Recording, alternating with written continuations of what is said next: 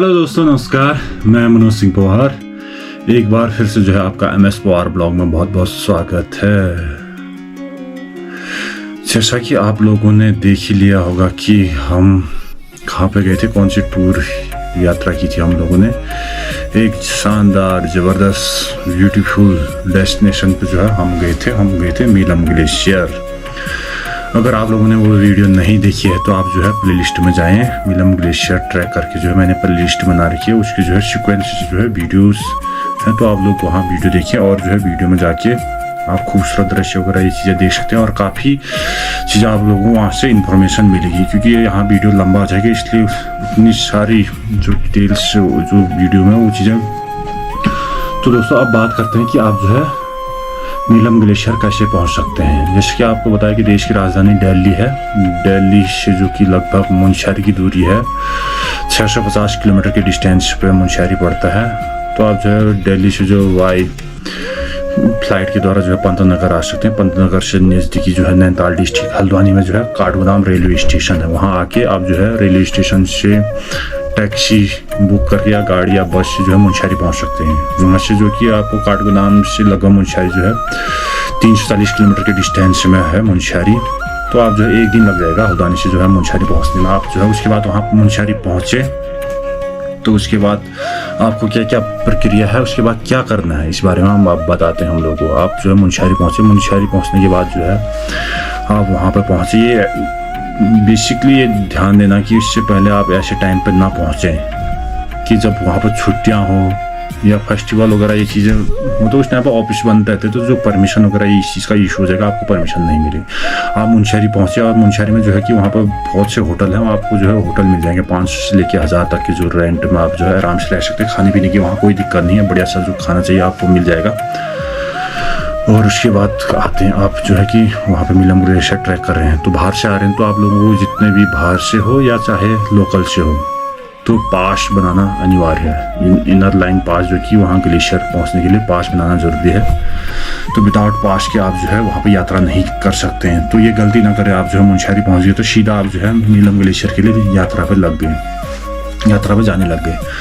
तो पास बनाने के लिए सबसे पहले क्या क्या प्रक्रिया है, आप जो है मुनस्यारी पहुँचे, फिर दूसरे दिन जो है कि आप प्रोसेस करेंगे वहाँ पर आपको जो है। अभी मैं जो है अपने जो कि डिस्क्रिप्शन में जो टूर गाइड वगैरह ये चीज़ें उनका नंबर दे दूंगा, तो आप वहाँ कांटेक्ट करके भी उस डिटेल में जो है उस बारे में आपको बता देंगे ये क्या प्रक्रिया है। फिर भी मैं वीडियो में बता देता हूँ आपको जो है पास बनाने के लिए क्या क्या करना पड़ेगा। सबसे पहले आप मुनस्यारी पहुँचे, पास बनाने के लिए जो है मुनस्यारी जितने भी CSC सेंटर है उनको आवंटित किए गए, ऑनलाइन पास बनता है सबसे पहले।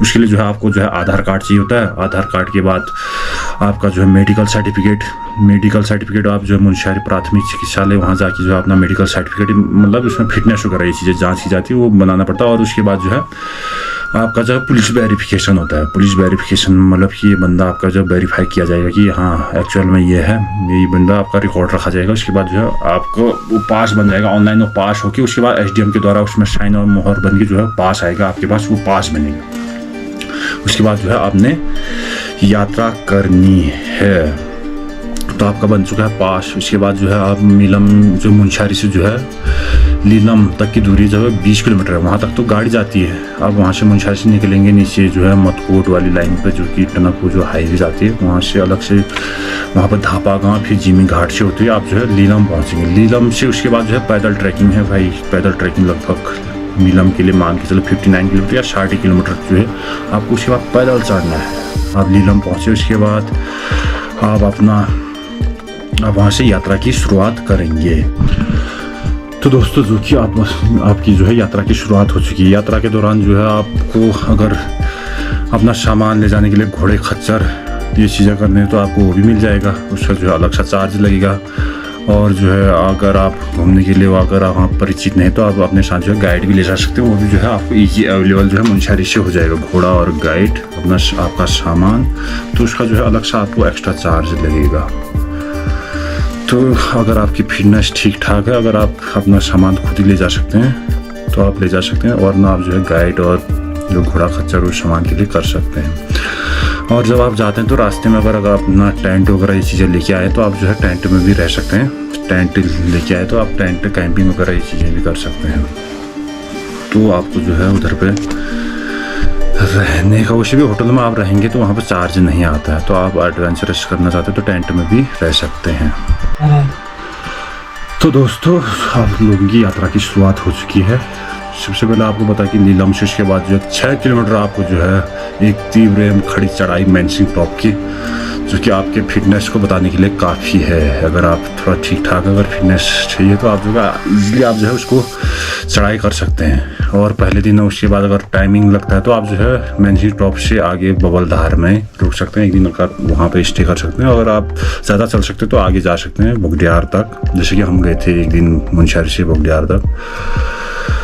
तो दोस्तों आप बात करते हैं आपको खाना पीना कैसा मिलेगा वहाँ पे। जो कि आप जब जाएंगे तो आपको जो है खाना पीना उधर पे जो है आपको चावल दाल ये चीज़ें खाने को मिलेंगी, क्योंकि उतने हाइट पे है। आपको आपके मनपसंद का जो है पिज़्ज़ा बर्गर वगैरह ये चीज़ें आप वहाँ ऑर्डर नहीं कर सकते। आपको जो मिलेगा वही खाना पड़ेगा। वहाँ पर जो है कि ठीक ठाक खाना मिलता है उधर का। मुनस्यारी का जितने भी वहाँ के इलाके में उगाए जाने वाले जितने हो ना जड़ी बूटियों से डाल के जो खाना पीना खिलाते हैं आप लोगों को, जैसे कि वहाँ का काला जीरा हो गया, जो एक जम्बो होता है जैसे कि आप मेथी देखा होगा आप लोगों ने, तो वो चीज़ें डाल के वो चीज़ें आपको बहुत अच्छा लगेगा। लेकिन जो है कि आप बाहर से आ रहे तो आपको जो है पिज़्ज़ा बर्गर ये चीज़ें और चीज़ डिमांड करेंगे तो वो चीज़ें मिलना संभव नहीं है।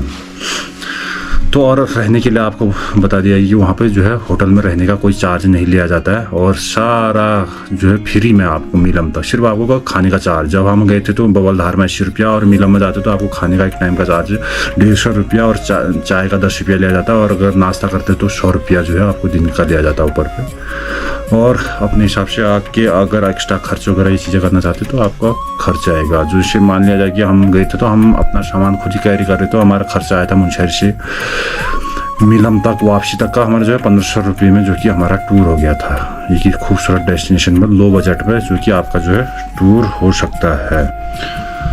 तो उसके बाद जब आप यात्रा कर रहे होंगे, अगर आप वहाँ से बोगडियार से फिर नहर पहुँचे तो नहर से जो है वहाँ पे आर्मी की जो गाड़ियाँ जाती हैं तो आपको जो है एक ट्रक जो पीछे से आप जो है बैठ के भी जा सकते हैं। लेकिन मैं सजेस्ट करूँगा अगर आप घूमने फिरने के शौकीन, अगर प्राकृतिक दृश्यों का नज़ारा या झरने फॉल्स हिमालय का खूबसूरत दृश्य देखना चाहते तो आप जो है पैदल ही ट्रैकिंग करें, वरना आप जो है गाड़ी भी है ऑप्शन उधर पे और गाड़ी में यात्रा करें।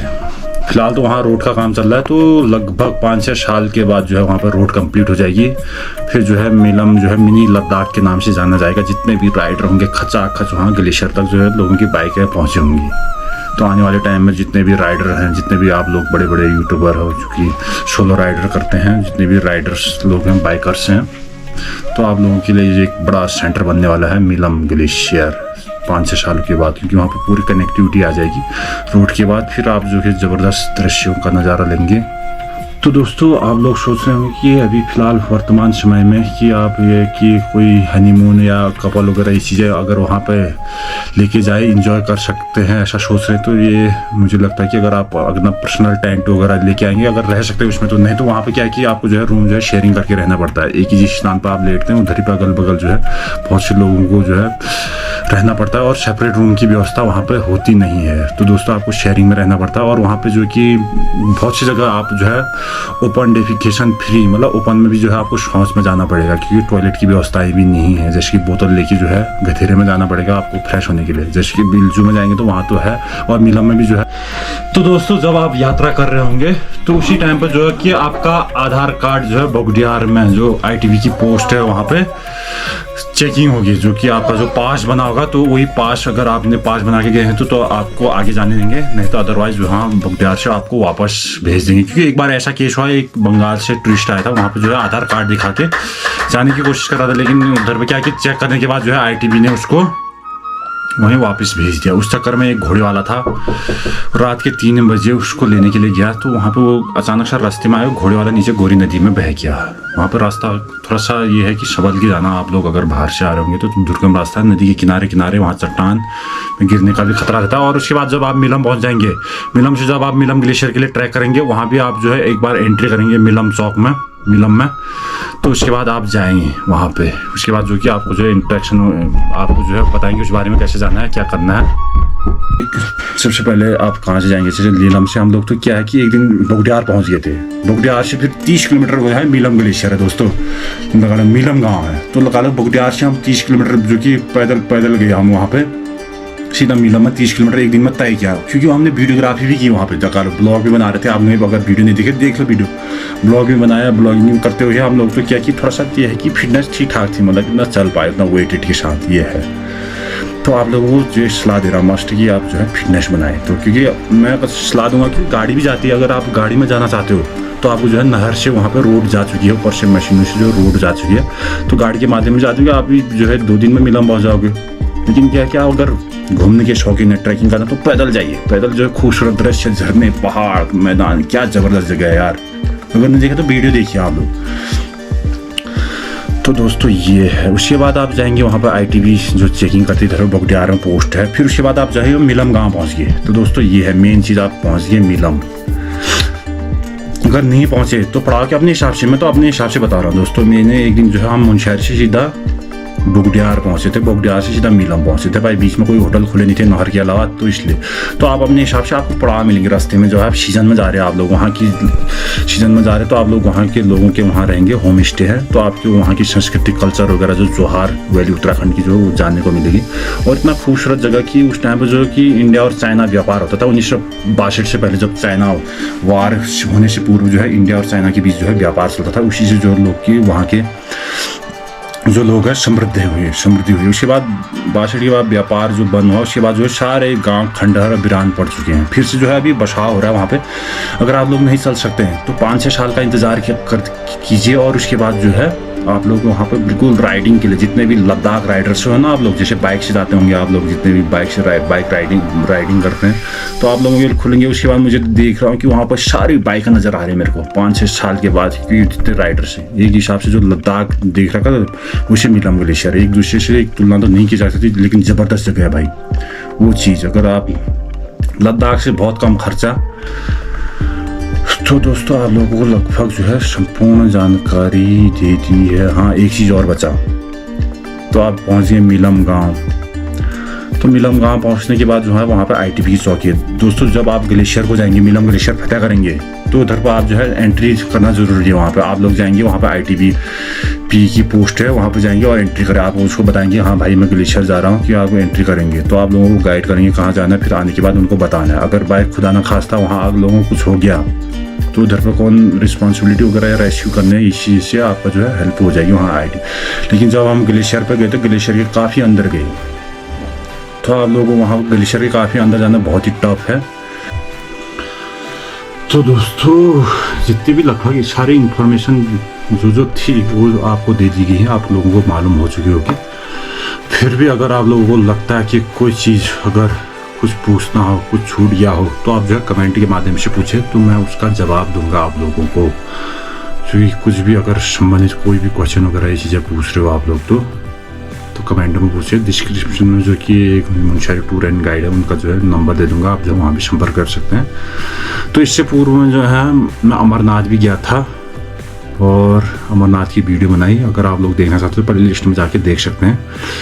और उससे संबंधित अमरनाथ यात्रा कैसे करें उसकी संपूर्ण जानकारी दी गई मेरे द्वारा, तो वो भी वीडियो बनाई है। अगर आप लोग जाना चाहते हैं तो वो वीडियो देख के भी जो है आप उससे आप लोगों को पूरा इन्फॉर्मेशन मिल जाएगी, तो आप लोग देखें। तो दोस्तों आप लोगों को ये वीडियो कैसा लगा इस बारे में अवश्य अपनी जानकारी दें कमेंट के माध्यम से। तो अधिक से अधिक लोगों तक पहुंचाने के लिए इस चीज़ को आप जो लोग जो है वीडियो को शेयर कर सकते हैं, तो आप हमारा जो है सपोर्ट करें। तो ये वीडियो देखने के लिए आपका तहे दिल से धन्यवाद।